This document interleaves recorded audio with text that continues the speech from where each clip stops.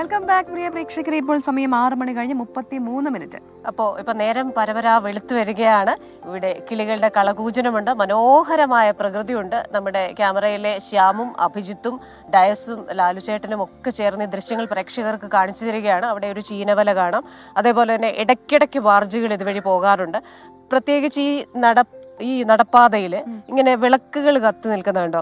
എനിക്ക് പെട്ടെന്ന് ഓർമ്മ വരുന്നത് മയ്യഴിപ്പുഴയും അതിന്റെ തീരത്തുള്ള ആ വിളക്കുകാലുകളും ഒക്കെയാണ്. പണ്ട് ഇതിപ്പോ ഇലക്ട്രിക് വിളക്കുകളാണ്, പക്ഷെ അന്ന് കുഞ്ചക്കൻ എന്ന് പറയുന്ന കഥാപാത്രം പോയി ഈ വിളക്കുകളിൽ എണ്ണ ഒഴിക്കുന്നതും എൻ്റെ ഒരു അടുത്ത സുഹൃത്ത് രജുല അവർ രണ്ടുപേരും അവിടെ ഉണ്ട്. അപ്പോൾ എല്ലാ അവധിക്ക് അവർ വരുമ്പോഴും നമ്മൾ ഈ മയ്യഴിയിൽ പോകും. പെട്ടെന്ന് എനിക്കിത് കണ്ടപ്പോൾ അതാണ് ഓർമ്മ വരുന്നത്. അങ്ങനെ അതിമനോഹരമായ ഒരു പ്രഭാതമാണ്. അപ്പോൾ ഇതുപോലെ തന്നെ മനോഹരമാകട്ടെ നിങ്ങളുടെ ഈ ദിവസവും എന്ന് ഞങ്ങൾ ആശംസിക്കുകയാണ്. നമുക്ക് ആശംസയോടെ നേരെ ഡൽഹിയിലേക്ക് പോയാലോ ക്രിസ്റ്റീന? അവിടെ ബൽറാം നെടുങ്ങാടി തയ്യാറായിട്ടുണ്ട്. പറഞ്ഞു വരുന്നത് ഇന്നലത്തെ BJPയുടെ വിജയത്തെക്കുറിച്ചാണ്. BJP വലിയ ആഹ്ലാദത്തിലാണ്. ഒപ്പം തന്നെ ഏറ്റവും പ്രധാനമായി ഇനി ചർച്ച ചെയ്യപ്പെടുന്നത് ആര് ഭരിക്കും ഡൽഹി എന്നുള്ളതാണ്. അപ്പോൾ പ്രധാനപ്പെട്ട ചില നേതാക്കളുടെ പേരുകളൊക്കെ ഉയർന്നു വരുന്നുണ്ട്. സംസ്ഥാന അധ്യക്ഷന്റെ പേര് തന്നെ ഉയർന്നു വരുന്നുണ്ട്.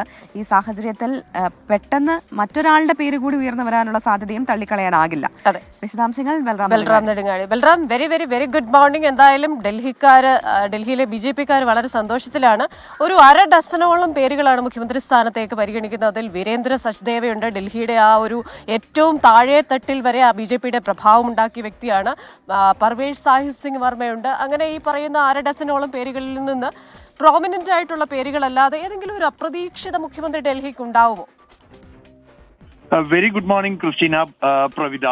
ഇത്തവണ ഡൽഹിയെ സംബന്ധിച്ചിടത്തോളം ആരായിരിക്കും അടുത്ത മുഖ്യമന്ത്രി എന്നുള്ളത് പ്രവചനങ്ങൾക്ക് അതീതമാണ് എന്ന് തന്നെയാണ് നിലവിലുള്ള സാഹചര്യം. കാരണം പ്രധാനമന്ത്രി ആര് എന്ന് തീരുമാനിക്കുന്നത് കേന്ദ്ര നേതൃത്വമാകുമെന്ന് സംസ്ഥാന അധ്യക്ഷൻ വീരേന്ദ്ര സച്ദേവ കഴിഞ്ഞ ദിവസം വ്യക്തമാക്കിയിരുന്നു. പ്രധാനമന്ത്രി നരേന്ദ്രമോദി, ഒപ്പം തന്നെ ആഭ്യന്തരമന്ത്രി അമിത്ഷാ എന്നിവർ തന്നെയായിരിക്കും ഈ തീരുമാനമെടുക്കുന്നതിൽ ഏറ്റവും അന്തിമ പേരിലേക്ക് എത്തുക. ഒപ്പം തന്നെ BJP ദേശീയ അധ്യക്ഷൻ JP നദ്ദയുടെ അഭിപ്രായവും ഇക്കാര്യത്തിൽ നിർണായകമാകും. നിരവധി പേരുകൾ ഈ ഘട്ടത്തിൽ മുഖ്യമന്ത്രി സ്ഥാനാർത്ഥികളുടെ അല്ലെങ്കിൽ മുഖ്യമന്ത്രി സ്ഥാനത്തേക്ക് പരിഗണിക്കപ്പെടുന്നവരുടെ പട്ടികയിലുണ്ട്. അതിൽ ഏറ്റവും മുഖ്യമായി കേൾക്കുന്ന ഒരു പേര് ജെയിന്റ് കില്ലറായി ഇത്തവണ മാറിയ പർവേഷ് സാഹിബ് സിംഗ് വർമ്മയുടെ പേര് തന്നെയാണ്. മുൻ മുഖ്യമന്ത്രി അരവിന്ദ് കെജ്രിവാളിനെ 5000-നടുത്ത് വോട്ടുകൾക്ക് പരാജയപ്പെടുത്തിയ അദ്ദേഹത്തെ സജീവമായി തന്നെ മുഖ്യമന്ത്രിയായി പരിഗണിക്കുന്നുണ്ട് എന്നാണ് ലഭ്യമാകുന്ന വിവരം. ഒപ്പമാണ് ഡൽഹിയിലെ വ്യവസായി സമൂഹത്തിന് ഏറ്റവും അടുപ്പമുള്ള വിജേന്ദ്ര ഗുപ്തയുടെ പേരും പരിഗണനയിലുണ്ട്. പാർട്ടിയുടെ ഒരു ഫണ്ട് റൈസർ കൂടിയാണ് സംസ്ഥാന പാർട്ടിയിൽ അദ്ദേഹം. കൂടാതെ ദേശീയ നേതൃത്വവുമായി അടുത്ത ബന്ധമുണ്ട്. ഇത് കൂടാതെയാണ് ഡൽഹിയിലെ നിലവിലുള്ള സംസ്ഥാന അധ്യക്ഷൻ വീരേന്ദ്ര സച്ദേവയുടെ പേരും പരിഗണിക്കപ്പെടുന്നത്. RSSുമായി അടുത്ത ബന്ധമുണ്ട് അദ്ദേഹത്തിന്. ഒപ്പം തന്നെ ഈ വിജയത്തിൽ നിർണായകമായ പങ്ക് അദ്ദേഹത്തിനുണ്ട് എന്ന് തന്നെയാണ് പാർട്ടി ദേശീയ നേതൃത്വവും വിലയിരുത്തുന്നത്. കഴിഞ്ഞ മാസങ്ങളായി അദ്ദേഹം അടിത്തട്ടിലിറങ്ങി പ്രചരണം നടത്തിയിരുന്നു, പ്രതിഷേധങ്ങൾ നടത്തിയിരുന്നു. ഇതെല്ലാം തന്നെ തെരഞ്ഞെടുപ്പിൽ പാർട്ടിയുടെ സംഘടനാ സംവിധാനത്തെ ഉണർത്തി പ്രവർത്തകരിലേക്ക് ആവേശം പകരാൻ അദ്ദേഹത്തിന് കഴിഞ്ഞു എന്ന വിലയിരുത്തലുണ്ട്. അതുകൊണ്ട് തന്നെ അദ്ദേഹം ഈ തെരഞ്ഞെടുപ്പിൽ മത്സരിച്ചിട്ടില്ലെങ്കിൽ പോലും അദ്ദേഹത്തിന്റെ പേരും പരിഗണനയിലുണ്ട് എന്ന് തന്നെയാണ് ലഭ്യമാകുന്ന വിവരം. ഇതിനപ്പുറത്തേക്ക് കഴിഞ്ഞ സമീപകാല സംസ്ഥാനങ്ങളിൽ സ്വീകരിച്ചതിന് തന്ത്രമായി ഇതിന് പുറത്തേക്കൊരു പേരും പരിഗണനയിൽപ്പെട്ടേക്കാമെന്ന സൂചന തന്നെയാണ് നമുക്ക് ലഭിക്കുന്നത്. ശരി ബൽറാം, എന്തായാലും ബൽറാമിനും ടീമിനും ഒരു അഭിനന്ദനം കൂടിയുണ്ട്. ആ 3-അംഗ ആർമി, ബൽറാം, അച്യുതൻ, വിനീത വിജി, നമ്മുടെ ക്യാമറ ടീം അംഗങ്ങൾ എല്ലാവരും ചേർന്ന് ഇന്നലെ കലക്കി തിമിർത്തു കിടുക്കി അല്ലെ ഡൽഹിയിലേക്ക്. അതെ, തീർച്ചയായിട്ടും ആ വിവരങ്ങളൊക്കെ പ്രേക്ഷകരിലേക്ക് അങ്ങനെ തന്നെ എത്തിക്കാനും നമുക്ക് സാധിച്ചു. അപ്പോൾ നല്ലൊരു ദിവസം നേരുന്നു. ബൽറാമിനെ സംബന്ധിച്ചും ഡൽഹി ടീമിനെ സംബന്ധിച്ചും ഇനി അങ്ങോട്ട് ഭയങ്കര തിരക്കുള്ള ദിവസങ്ങൾ കൂടിയാണ്. ഇനിയിപ്പോൾ ആരാണ് മുഖ്യമന്ത്രി, അത് കഴിഞ്ഞിട്ടുള്ള സംഭവ വികാസങ്ങളൊക്കെ പ്രേക്ഷകരിലേക്ക് എത്തിക്കേണ്ടതാണല്ലോ.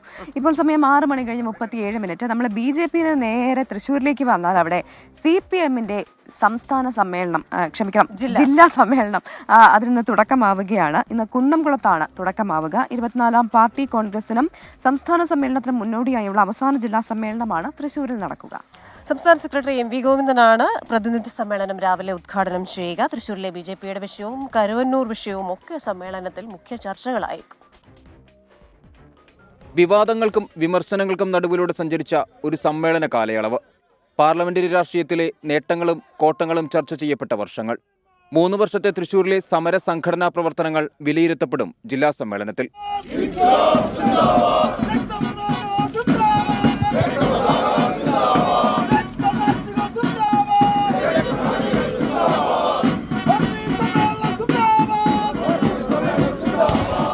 കുന്നംകുളം ടൗൺ ഹാളിലാണ് സമ്മേളനം. പതാക, കൊടിമര, ദീപശിഖാജാഥകളുടെ പ്രയാണം ഇന്നലെ വൈകിട്ട് സമ്മേളന നഗരിയായ സീതാറാം യെച്ചൂരി നഗറിൽ സംഗമിച്ചു.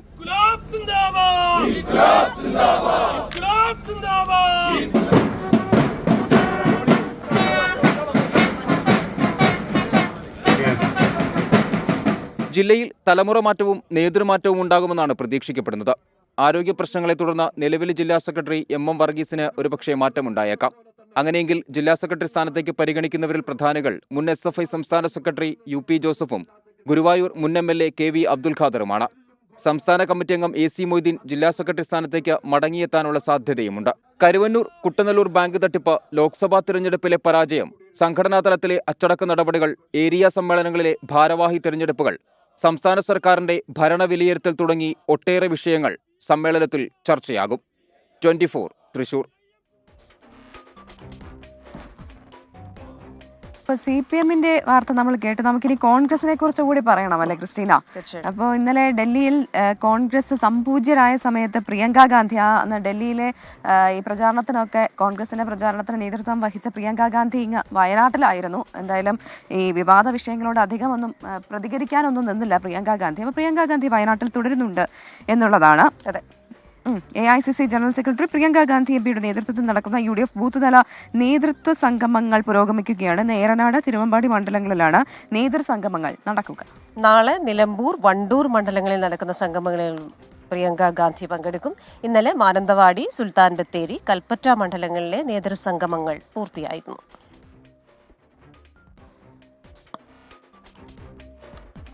അപ്പോൾ നമ്മുടെ ഒരു പ്രേക്ഷകൻ, പേര് ഞാൻ മറന്നുപോയി, നിങ്ങൾക്ക് എന്തുകൊണ്ട് 24-ന്റെ ഒരു ഓഫീസ് അല്ലെങ്കിൽ സ്റ്റുഡിയോ മൂന്നാറിൽ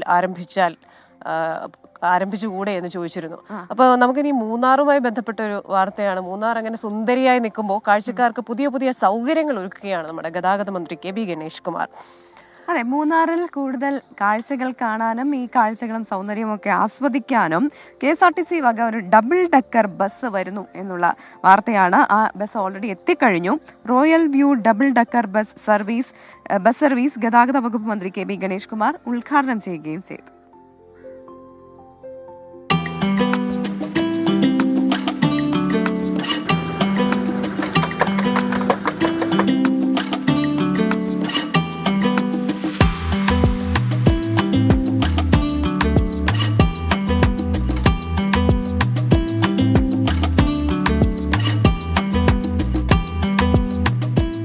മൂന്നാറിലെത്തുന്ന വിനോദസഞ്ചാരികൾക്ക് ഒരു പടി കൂടി ഉയരത്തിൽ ഗ്യാപ്പ് റോഡിന്റെ ഭംഗി ആസ്വദിച്ച് ഡബിൾ ഡക്കർ ബസ്സിൽ യാത്ര ചെയ്യാം. മുകൾ ഭാഗത്തും വശങ്ങളിലും ചില്ലായതിനാൽ ആകാശ ദൃശ്യങ്ങൾ ആസ്വദിക്കുന്ന പോലെ കാഴ്ചകൾ കാണാം. രാജകീയമായ മനോഹരമായ യാത്രയും കാഴ്ചയുമാണ്. മൂന്നാറിൽ ഇങ്ങനൊരു വ്യൂ ഉണ്ടെന്നുള്ള കാര്യം നമുക്ക് കാണാൻ കഴിയുന്നത് ഇതിലൂടെയാണ്.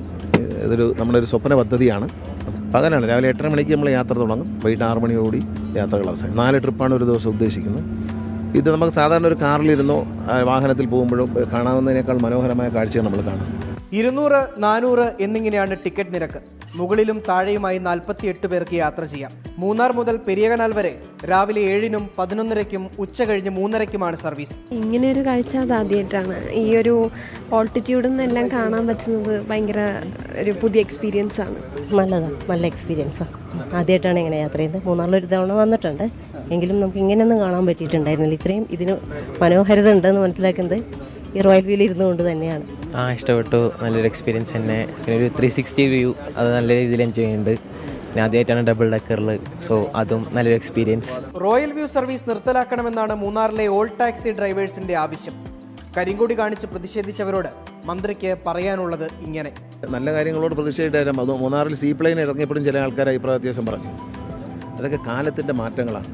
ടൂറിസം വരുമ്പോൾ അതിൻ്റെ കൂടി വലിയ വ്യത്യാസങ്ങൾ വരും, വലിയ മാറ്റങ്ങൾ നമ്മൾ ഉൾക്കൊള്ളണം. മൂന്നാറിലെത്തുന്ന സഞ്ചാരികൾക്ക് റോയൽ വ്യൂ ബസ് യാത്ര പുത്തൻ അനുഭവമായിരിക്കും.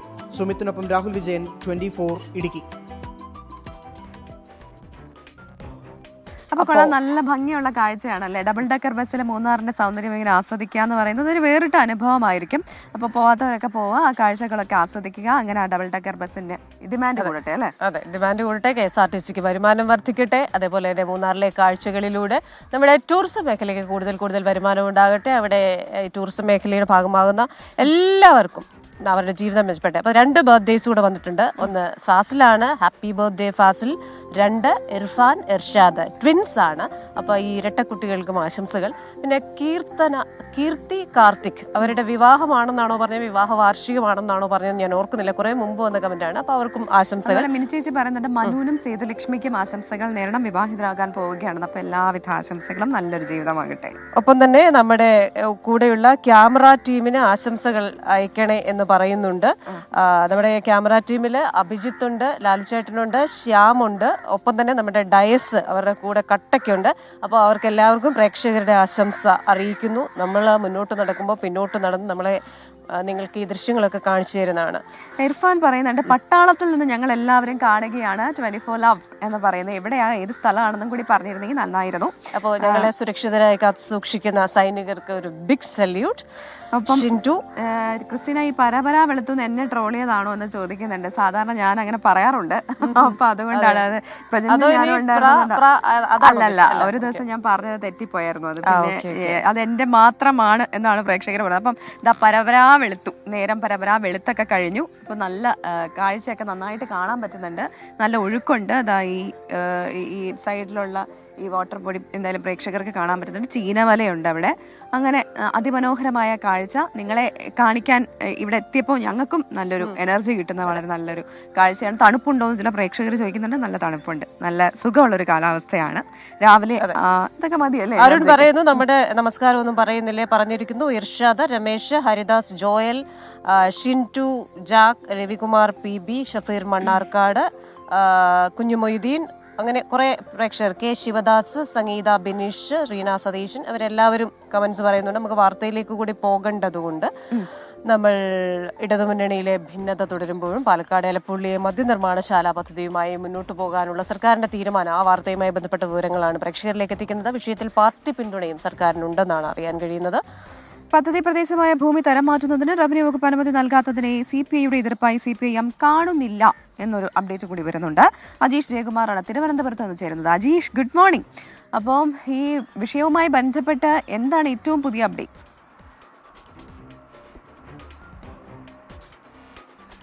പ്രവിത, ക്രിസ്റ്റീൻ, എന്തായാലും ഈ പദ്ധതിയുമായി മുന്നോട്ട് പോകാൻ തന്നെയാണ് സർക്കാരിൻ്റെയും CPMൻ്റെയും തീരുമാനം. പക്ഷേ മുന്നണിക്കുള്ളിൽ പ്രധാനമായും രണ്ടാം കക്ഷിയായ CPIയെ പറഞ്ഞു മനസ്സിലാക്കാൻ ഇതുവരെയ്ക്കും CPMന് സാധിച്ചിട്ടില്ല. എന്തായാലും ഈ മാസം 19-ാം തീയതി നവീകരിച്ച MN സ്മാരകത്തിൽ വെച്ച് LDF യോഗം ചേരുന്നുണ്ട്. ആ LDF യോഗത്തിൽ മുഖ്യമന്ത്രിയും CPM സംസ്ഥാന സെക്രട്ടറിയും LDF കൺവീനർ അടക്കം നേരിട്ട് പങ്കെടുക്കുന്നുണ്ട്.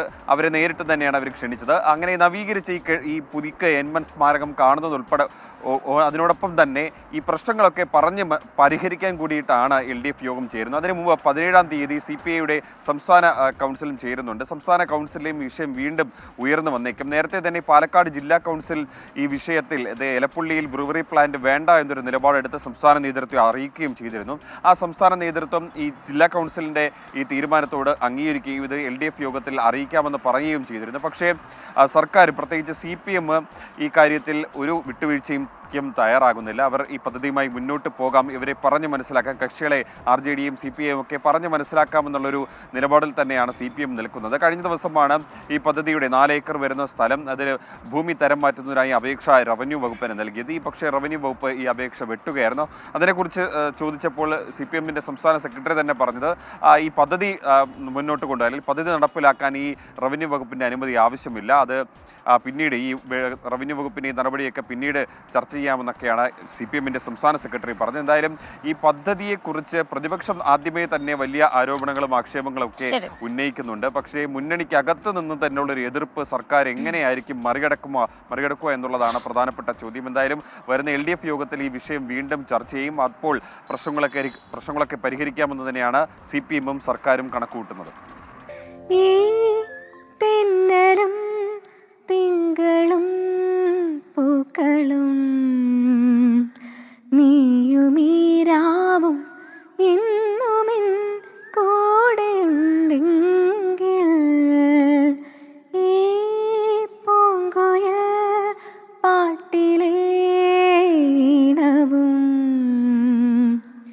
നീയുമീ നോവും എന്നുമെൻ കൂട്ടിനുണ്ടെങ്കിൽ. അപ്പോ നല്ല പാട്ടായിരുന്നു. പെട്ടെന്ന് ഇവിടെ നിന്നപ്പോ ഓർമ്മ വന്നതാണ്. ആരാണെന്നൊന്നും ചോദിച്ചാൽ അങ്ങനൊന്നുമില്ല, പെട്ടെന്ന് എനിക്ക് ആ പാട്ട് ഓർമ്മ വന്നു. അപ്പൊ അതുകൊണ്ട് പാടിയതാണ്. പിന്നെ പ്രേക്ഷകർ ചിലർ പാട്ട് പാടണമെന്ന് പറഞ്ഞതുകൊണ്ട് പാടിയതാണ്. കോൾഡാണ്, അപ്പൊ അതുകൊണ്ട് മൂക്കിൽ കൂടെ ആയിരിക്കും പാടിയിട്ടുണ്ടാവുക. അപ്പോ അതാ അങ്ങോട്ട് നോക്കൂ, രണ്ടുപേര് ഒരു മതിലിന്റെ അവിടെ ഒരു ഒരു ഒരു പത്രമൊക്കെ പിടിച്ച് ഇങ്ങനെ നോക്കി നിൽക്കുന്ന ഒരു കാഴ്ച കൂടെ നമുക്ക് കാണാൻ സാധിക്കും. അപ്പോൾ അവരിങ്ങനെ പ്രഭാതത്തെ വീക്ഷിച്ചു കൊണ്ടിരിക്കുകയാണ്. നമുക്ക് പെട്ടെന്നൊരു പാക്കേജിലേക്ക് പോകണമെന്ന് നമ്മുടെ വിഷ്ണു പറയുന്നത് കൊണ്ട് അപൂർവവും വ്യത്യസ്തവുമായ ഒരു ചിത്ര പ്രദർശനം കൊച്ചി ദർബാർ ആർട്ട് ഗാലറിയിൽ അരങ്ങേറുകയാണ്. മതസ്പർദ്ധയുടെ മുറിവുണക്കാൻ നവഖാലി മുതൽ പഞ്ചാബ് വരെ ഗാന്ധിജി നടത്തിയ വഴികളിലെ ചിത്രങ്ങളിലൂടെ അടയാളപ്പെടുത്തുന്നതാണ് പ്രദർശനം. ജനുവരി 30 തുടങ്ങിയ പ്രദർശനം ഫെബ്രുവരി 18 അവസാനിക്കുക. അപ്പോൾ പോകാൻ പറ്റുന്നവരൊക്കെ പോകാം.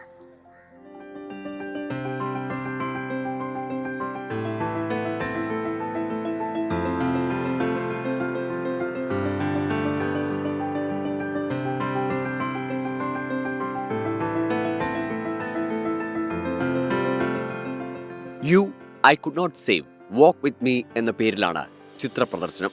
ജനുവരി 30 വൈകിട്ട് ഗാന്ധിജി വധിക്കപ്പെട്ട അതേ സമയത്ത് ത്രിവർണത്തിലുള്ള മെഴുകുതിരികൾ കൊളുത്തി. ഗാന്ധിജിയുടെ പ്രിയപ്പെട്ട പ്രാർത്ഥനാ ഗാനത്തോടെ തുടക്കം. 1946 മുതൽ വെടിയേറ്റ് വീണ ദിവസം വരെ ഗാന്ധിജി നടത്തിയ യാത്രകളെ പിന്തുടർന്നെടുത്ത ചിത്രങ്ങളുടെയും ഓർമ്മകളുടെയും സമാഹാരമാണ് പ്രദർശനം. കവിയും എഴുത്തുകാരനുമായ PN Gopikrishnan, photographer Sudheesh Ezhuvath, Lalithakala Akademi chairman Murali Cheeroth മൂവരും നടത്തിയ അന്വേഷണ യാത്ര മതസ്പർദ്ധയുടെ മുറിവുണക്കാൻ ഗാന്ധിജി നടത്തിയ യാത്രകളെ അടയാളപ്പെടുത്തുന്നു. കലയെ സ്നേഹിക്കുന്നവർക്ക് മാത്രമല്ല, ചരിത്ര വിദ്യാർത്ഥികൾക്കും ഏറെ ഉപകാരപ്രദമാണ് ഈ പ്രദർശനം. നമ്മൾ ഗാന്ധിജിയിലേക്ക് മടങ്ങണം, ഗാന്ധിജിയെ കൂടുതൽ ഓർക്കണം എന്നതാണ് ഈ എക്സിബിഷനിലൂടെ ഞങ്ങൾ ഉദ്ദേശിക്കുന്നത്. കാരണം ഇതിനെക്കാട്ടിലും വലിയ വർഗീയ വിദ്വേഷം ആളിക്കത്തുന്ന ഒരു കാലമായിരുന്നു 46 മുതൽ 48 വരെ ഇന്ത്യയിലുണ്ടായിരുന്ന, ആ പാർട്ടീഷൻ്റെ സമയത്തും എല്ലാം ഉണ്ടായിരുന്നത്. അതെല്ലാം കടന്ന് നമ്മളിവിടെ അതെല്ലാം തരണം ചെയ്ത് ഇന്ത്യ ഒരു രാജ്യമായി നിലനിൽക്കാനും ഇന്നത്തെ അവസ്ഥയിലെത്താനുമുള്ള ഒരു പ്രധാന കാരണം ഗാന്ധിജിയും ഗാന്ധിജിയുടെ ഐഡിയൽസുമാണ്. ആ വിശ്വാസങ്ങളെ നമ്മൾ പിന്തുടരണം എന്നുള്ള ചിന്തയിലാണ് ഈ പ്രദർശനം ഇവിടെ ഞങ്ങൾ ഒരുക്കിയിരിക്കുന്നത്. മന്ത്രി MP രാജേഷ്, എഴുത്തുകാരൻ NS മാധവൻ, VK ശ്രീരാമൻ, ഗാന്ധിയൻ ചിന്തകനായ പ്രൊഫസർ സുധീർ ചന്ദ്ര തുടങ്ങി നിരവധി പ്രമുഖർ പ്രദർശനത്തോടനുബന്ധിച്ചുള്ള പരിപാടികളിൽ പങ്കെടുത്തു. 24 കൊച്ചി. അപ്പോൾ നമുക്ക് വടകരയിലേക്ക് പോകണം. വടകരയിലേക്ക് പോകും മുമ്പ് അവിടെയുള്ള ആ ഒരു രണ്ടുപേര് നമ്മളെ നോക്കുന്നുണ്ട്. അപ്പൊ നമ്മളെ നോക്കി കൈയൊക്കെ വീശുന്നുണ്ട്. കാണുന്നവരാണോ എന്നറിയില്ല. അപ്പം മിനി ബാബു പറയുന്നുണ്ട് നിങ്ങളെ തന്നെയാണ് അവർ നോക്കി നിൽക്കുന്നത്. അതറിയില്ല, നമുക്കിപ്പോ ഇവിടുന്ന് വിളിച്ചു ചോദിക്കാനും പറ്റത്തില്ല, അത്രയും ദൂരമുണ്ട്. അപ്പൊ എന്തായാലും താങ്ക് യു. നമ്മൾ പെട്ടെന്ന് വാർത്തയിലേക്ക് പോകാൻ പറയുന്നുണ്ട്. അപ്പോൾ വടകര CPIM-ലെ വിഭാഗീയതയിൽ സംസ്ഥാന നേതൃത്വം ഇടപെട്ടിട്ടും ഫലമില്ല എന്നുള്ള വാർത്ത വരുന്നു. PK ദിവാകരനെ ജില്ലാ കമ്മിറ്റിയിൽ നിന്നും ഒഴിവാക്കിയതിനെതിരെ പ്രതിഷേധം കൂടുതൽ ശക്തമാവുകയാണ്. മണിയൂരിൽ മുദ്രാവാക്യവുമായി ഇന്നലെ രാത്രിയിലും പ്രവർത്തകർ രംഗത്ത് വന്നു. വിവരങ്ങളുമായി കോഴിക്കോട് നിന്ന് ചേരുന്ന രാഹുൽ സുരേഷാണ്. Rahul, very very very good morning. ഇതെന്താ നേതൃത്വം പറഞ്ഞിട്ടും അങ്ങോട്ട് അനുസരിക്കാൻ അല്ലെങ്കിൽ അത് കേൾക്കാനുള്ള ഒരു മനോഭാവം ഇല്ലല്ലോ? പ്രതിഷേധമൊക്കെ ഇന്നലെ നടന്നല്ലോ. Christina, Pravitha, very good morning. CPM ജില്ലാ നേതൃത്വം കടുത്ത സമ്മർദ്ദത്തിലാണ്. PK ദിവാകരനെ ജില്ലാ കമ്മിറ്റിയിൽ നിന്നും ഒഴിവാക്കിയതിന് പിന്നാലെയാണ് വടകരയിൽ നിലനിന്നിരുന്ന വിഭാഗീയത മറനീക്കി പുറത്തു വന്നത്. ഈ വിഷയത്തിൽ ക്രിസ്റ്റീന സൂചിപ്പിച്ച പോലെ തന്നെ സംസ്ഥാന നേതൃത്വം കഴിഞ്ഞ ദിവസം ഇടപെട്ടിരുന്നു. അതായത് ഇപ്പോൾ സമ്മേളന കാലമാണ്. ഈ സമ്മേളന കാലം കഴിഞ്ഞ ശേഷം വടകരയിൽ നിലനിൽക്കുന്ന മുഴുവൻ പ്രശ്നങ്ങളിലും ഇടപെടാമെന്നും പരിഹാരം കണ്ടെത്താമെന്നും പ്രവർത്തകർക്ക് ഉറപ്പ് നൽകിയതാണ്. പക്ഷേ ഈ ഉറപ്പ് പാലിക്കാൻ അല്ലെങ്കിൽ ഈ ഉറപ്പ് കേൾവി കേൾക്കാൻ ഇവിടുത്തെ പ്രവർത്തകർ തയ്യാറാകുന്നില്ല എന്നതാണ് ഏറ്റവും പ്രധാനപ്പെട്ട കാര്യം. കഴിഞ്ഞ ദിവസം 3 തവണയാണ് മണിയൂരിൽ പരസ്യമായ പ്രതിഷേധം അണികളുടെ ഭാഗത്തു നിന്നും ഉണ്ടായത്. സംസ്ഥാന നേതൃത്വം ഇടപെട്ട ശേഷവും ഇന്നലെ രാത്രിയും പ്രതിഷേധമുണ്ടായി. അതായത് വിഭാഗീയത തുടച്ചു നീക്കൂ, പ്രസ്ഥാനത്തെ ചേർത്ത് പിടിക്കൂ എന്ന മുദ്രാവാക്യവുമായാണ് ഇന്നലെയും പ്രതിഷേധം ഉണ്ടായത്. ഈ വിഷയത്തിൽ ഇനി എന്ത് നിലപാട് സ്വീകരിക്കും എന്നതാണ് ഏറ്റവും പ്രധാനപ്പെട്ട കാര്യം. ഇതിനോടകം തന്നെ ലോക്കൽ കമ്മിറ്റിക്ക് നിർദ്ദേശം നൽകിയിട്ടുണ്ട്. അതായത് വടകരയിലെ മുഴുവൻ ലോക്കൽ കമ്മിറ്റികൾക്കും ഇതുമായി ബന്ധപ്പെട്ട പ്രശ്നങ്ങൾ നേരിട്ട് ആളുകളെ അറിയിക്കാൻ, ഈ പ്രശ്നത്തിൽ സംസ്ഥാന നേതൃത്വം ഇടപെടുമെന്ന കാര്യം നേരിട്ട് അറിയിക്കാൻ തന്നെ നിർദ്ദേശം നൽകിയിട്ടുണ്ട്. അതുമായി ബന്ധപ്പെട്ട പ്രവർത്തനങ്ങൾ ഒരു ഭാഗത്ത് മുന്നോട്ട് പോകുന്നതിനിടെയാണ് പരസ്യമായ പ്രതിഷേധങ്ങൾ ഉണ്ടാകുന്നത്. ഈ വിഷയത്തിൽ PK ദിവാകരന്റെ നിലപാടും പ്രധാനപ്പെട്ടതാണ്. ക്രിസ്റ്റീന. ശരി രാഹുലെ, പോരുത്. ഒരു കാര്യം കൂടെ നമുക്ക് ചോദിക്കാനുണ്ടല്ലേ. ആ കോഴിക്കോട് ICU പീഡനത്തിൽ അതിജീവിത മുഖ്യമന്ത്രിയെ കാണുകയാണെന്ന് അറിയുന്നു.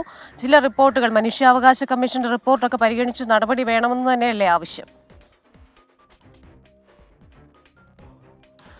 ക്രിസ്റ്റീന, ഇന്നലെ അതിജീവിതയുടെ പ്രതികരണം നമ്മൾ കേട്ടതാണ്. സർക്കാരിൽ നിന്നും ഇതുവരെയും തനിക്ക് നീതി ലഭിച്ചിട്ടില്ല എന്ന പ്രതികരണമാണ് ഇന്നലെ അതിജീവിത മാധ്യമങ്ങളിലൂടെ പങ്കുവച്ചത്. ഇപ്പോഴെന്തായാലും അതിജീവിത മുഖ്യമന്ത്രിയെ നേരിട്ട് കാണാൻ പോകുകയാണ്. ഇന്നലെയാണ് മനുഷ്യാവകാശ കമ്മീഷന്റെ റിപ്പോർട്ട് പുറത്തു വന്നത്. അതായത് ഈ അതിജീവിതയുടെ വൈദ്യപരിശോധന നടത്തിയ ഡോക്ടർ KV പ്രീതിക്ക് വീഴ്ച സംഭവിച്ചു, കോഴിക്കോട് മെഡിക്കൽ കോളേജ് അധികൃതർക്ക് ഇതിൽ വീഴ്ച സംഭവിച്ചു എന്ന റിപ്പോർട്ടാണ് പുറത്തു വന്നത്. അതുകൊണ്ട് തന്നെ ഡോക്ടർ KV പ്രീതിക്കെതിരെ വ്യക്തമായ തെളിവുകൾ ഇപ്പോൾ തന്നെ മുന്നിലുണ്ട്. അതുകൊണ്ട് മുഖ്യമന്ത്രിയുടെ ഭാഗത്തു നിന്നും അടിയന്തര നടപടി വേണമെന്ന് ആവശ്യപ്പെട്ടുകൊണ്ടാണ് അതിജീവിത മുഖ്യമന്ത്രിയെ കാണാൻ പോകുന്നത്. ഈ സംഭവവുമായി ബന്ധപ്പെട്ട് നേരത്തെ മുഖ്യമന്ത്രി അതിജീവിത കണ്ടിരുന്നു. അന്നാണ് പോലീസ് അന്വേഷണം നടത്താനും വേണ്ടിയിട്ട് ഉത്തരവ് പുറത്തിറക്കിയത്. ഈ അന്വേഷണം പൂർത്തിയാക്കിയ ശേഷം റിപ്പോർട്ട് ഇതിനോടകം തന്നെ സർക്കാരിൽ സമർപ്പിക്കുകയും ചെയ്തിട്ടുണ്ട്. അതുകൊണ്ട് തന്നെ മനുഷ്യാവകാശ കമ്മീഷൻ റിപ്പോർട്ടും പോലീസിന്റെ റിപ്പോർട്ടും കൂടി പരിഗണിച്ചുകൊണ്ട് അതിജീവിതയെ വൈദ്യപരിശോധന നടത്തിയ ഡോക്ടർ KV പ്രീതിക്കെതിരെയും മെഡിക്കൽ കോളേജ് അധികൃതർക്കെതിരെയും നടപടി വേണമെന്ന് ആവശ്യപ്പെട്ടുകൊണ്ടാണ് ഇപ്പോൾ അതിജീവിത മുഖ്യമന്ത്രിയെ കാണാൻ പോകുന്നത്. ക്രിസ്റ്റീന. അപ്പോൾ നമുക്ക് അടുത്ത വാർത്തയിലേക്ക് പോയാൽ, കാസർഗോഡ് വെള്ളരിക്കുണ്ട് താലൂക്കിലെ ഭൂചലനത്തിൽ വിദഗ്ധ പരിശോധന ആവശ്യപ്പെട്ട തഹസീൽദാർ ജില്ലാ കളക്ടർക്കും ജിയോളജി അധികൃതർക്കും റിപ്പോർട്ട് നൽകിയിട്ടുണ്ട്. പ്രദേശത്തെ ജനങ്ങളുടെ ആശങ്ക അകറ്റാൻ ജിയോളജിസ്റ്റോ വിദഗ്ധ സംഘമോ പരിശോധന നടത്തണമെന്നാണ് ആവശ്യം. വെള്ളരിക്കുണ്ട് താലൂക്കിലെ വിവിധ സ്ഥലങ്ങളിൽ ശനിയാഴ്ച പുലർച്ചെ 1:30യോടെയാണ് ഭൂചലനമുണ്ടായത്. അറബിക്കടലിലുണ്ടായ ചെറിയ ഭൂകമ്പങ്ങളാണ് പ്രകമ്പനമായി ഉണ്ടായത്. താരതമ്യേന വളരെ ചെറിയ ഭൂചലനമാണ് ഉണ്ടായതെന്ന് വിദഗ്ധർ നിരീക്ഷിച്ചു.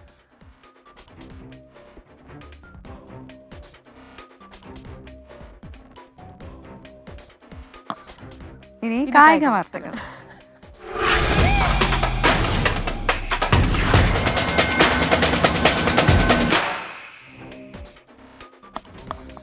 അതെ, ഇംഗ്ലണ്ടിനെതിരായ ഏകദിന പരമ്പര പിടിക്കാൻ ടീം ഇന്ത്യ ഇന്ന് ഇറങ്ങുകയാണ് അല്ലെ ക്രിസ്റ്റീന? അതെ, ഉച്ചയ്ക്ക് 1:30 ഒഡീഷയിലെ കട്ടക്കിലാണ് രണ്ടാം ഏകദിനം. പരിക്ക് ഭേദമായ വിരാട് കോഹ്ലി ടീമിൽ തിരിച്ചെത്തുമെന്ന സന്തോഷ വാർത്തയുണ്ട്. നാഗ്പൂരിലെ നല്ല തുടക്കത്തിന് ശേഷം കട്ടക്കിൽ കരുത്തുകാട്ടാൻ ടീം ഇന്ത്യ. ഓൾറൗണ്ട് മികവിൽ 4 വിക്കറ്റിനായിരുന്നു ആദ്യ മത്സരത്തിലെ ഇന്ത്യൻ ജയം. 249 റൺസ് വിജയലക്ഷ്യം 68 പന്ത് ബാക്കി നിർത്തി അനായാസം അടിച്ചെടുത്തു. ബൌളിംഗിൽ രവീന്ദ്ര ജഡേജയും അരങ്ങേറ്റക്കാരൻ ഹർഷിത് റാണയും തിളങ്ങിയപ്പോൾ ബാറ്റിംഗിൽ അർദ്ധ സെഞ്ചുറികളോടെ കസറിയത് ശുഭമാൻ ഗില്ലും ശ്രേയസ് അയ്യരും അക്സർ പട്ടേലും. ക്യാപ്റ്റൻ രോഹിത് ശർമ്മയുടെ മോശം ഫോമിൽ മാത്രമാണ് ഇന്ത്യക്ക് ആശങ്ക. വെറും 2 റൺസിന് പുറത്തായ രോഹിത്തിന് വിമർശനങ്ങളെ ബൗണ്ടറി കടത്താൻ ഇന്ന് വമ്പൻ സ്കോർ കണ്ടെത്തിയേ മതിയാകൂ. കാൽമുട്ടിനേറ്റ പരിക്ക് മൂലം കഴിഞ്ഞ മത്സരം നഷ്ടമായ വിരാട് കോഹ്ലി ടീമിൽ തിരിച്ചെത്തും. ഇതോടെ യശസ്വി ജയ്സ്വാളിനാകും ആദ്യ 11-ലെ സ്ഥാനം നഷ്ടമാവുക. കട്ടക്കിലെ പിച്ചിൽ സ്പിന്നർമാർക്ക് മേൽക്കൈയുള്ളതിനാൽ ജഡേജ, കുൽദീപ്, അക്സർ പട്ടേൽ ജോഡിയെ ഇന്ത്യ നിലനിർത്തും. ചാമ്പ്യൻസ് ട്രോഫിക്ക് മുമ്പ് കൂടുതൽ മാച്ച് ടൈം ആവശ്യമായതിനാൽ മുഹമ്മദ് ഷമിയും ടീമിൽ തുടരും. 2020-ക്ക് പിന്നാലെ ഏകദിന പരമ്പര നഷ്ടത്തിന്റെ നാണക്കേട് പേറാതിരിക്കാനുള്ള ശ്രമത്തിലാണ് ഇംഗ്ലണ്ട്. ബാറ്റിംഗിലെയും ബൌളിംഗിലെയും നല്ല തുടക്കം മുതലാക്കാൻ പറ്റാത്തതായിരുന്നു നാഗ്പൂരിലെ ഇംഗ്ലീഷ് തോൽവിക്ക് കാരണം. പരമ്പര പിടിക്കാൻ ഇന്ത്യയും നഷ്ടമാവാതിരിക്കാൻ ഇംഗ്ലണ്ടും കട്ടയ്ക്ക് പോരിനിറങ്ങുമ്പോൾ കട്ടക്കിലെ കളി കലക്കുമെന്നുറപ്പ്. Sports desk 24. അപ്പൊ അതാണ്, ടീം ഇന്ത്യ ഇന്ന് ഇറങ്ങുകയാണ്. ഇനി നമുക്ക് വളരെ പെട്ടെന്ന് പത്രത്തിലേക്ക് വരാം അല്ലേ? അപ്പൊ പത്രങ്ങളിലെ പ്രധാനപ്പെട്ട വാർത്ത എന്തായിരിക്കും പ്രേക്ഷകർക്ക് അറിയാമല്ലോ. ഇന്നലത്തെ തിരഞ്ഞെടുപ്പുമായി ബന്ധപ്പെട്ടാണ്. ആ തലക്കെട്ട് രസമുണ്ട്. തലയിൽ താമര ചൂടി എന്നാണ്. നരേന്ദ്രമോദിയുടെ നല്ലൊരു പടം കൊടുത്തിട്ടുണ്ട്, കൂടെ താമരയും. പിന്നെ എന്താണ്, നല്ല ഭംഗിയുള്ള ഒരു മനോരമയിലും അതേ വാർത്ത തന്നെയാണ്. പുഷ്പം പോലെ എന്നാണ് മനോരമയുടെ തലക്കെട്ട്. ഒപ്പം തന്നെ മനോരമയിലെ എല്ലാവർക്കും ജാഗ്രത വേണ്ട ഒരു വാർത്ത കൂടി പറയുന്നുണ്ട്. 2 ആഴ്ച മുമ്പ് ഒരു കുട്ടിയെ നായ ആക്രമിച്ചു. ചെറിയൊരു പോറല്, പനിയായി, പിന്നെ പേവിഷബാധയായി. അതുകൊണ്ട് തന്നെ ചെറിയ പോറലാണ് എന്നൊക്കെ വിചാരിച്ച് വെറുതെ ഇരിക്കരുത്. നായയുടെ അതായത് നായ കടിക്കുകയോ മാന്തുകയോ ഒക്കെ ചെയ്തു കഴിഞ്ഞാൽ തീർച്ചയായിട്ടും ഡോക്ടറെ കാണുക. അപ്പം കുളങ്ങാട്ടുകുഴിയിൽ പശുവിനെ കൊന്നത് കടുവ തന്നെ എന്നുള്ളത് ഒരു വാർത്ത കൂടി ഇവിടെ മാതൃഭൂമി റിപ്പോർട്ട് ചെയ്യുന്നുണ്ട്. കോതമംഗലത്ത് പിണ്ടിമന മുളങ്ങാട്ടുകഴിയിൽ വനത്തിൽ മേയാൻ വിട്ട പശുവിനെ കൊന്നത് കടുവയാണെന്ന് വനംവകുപ്പ് സ്ഥിരീകരിച്ച വാർത്ത നൽകുന്നുണ്ട്.